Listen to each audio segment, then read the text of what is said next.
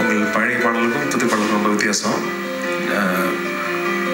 பழைய பாடல்னா முக்கியமாக என்னென்னா அதோட உச்சரிப்பு தான் ரொம்ப முக்கியம். பழைய பாடல் கேட்டிங்கன்னா இந்த பாடலில் நிறைய அவங்களோட மணிப்புறா மற்றும் அவள் பிள்ளை இதெல்லாம் நீங்கள் தவறான வார்த்தைகளை யூஸ் பண்ணிருக்கீங்க. அதில் கொஞ்சம் கவனம் அவசியம். அந்த ஹம்மிங் நல்லா பண்ணீங்க அந்த பாட்டில், அதோட ஹம்மிங் மற்றபடி வாஸ் குட்.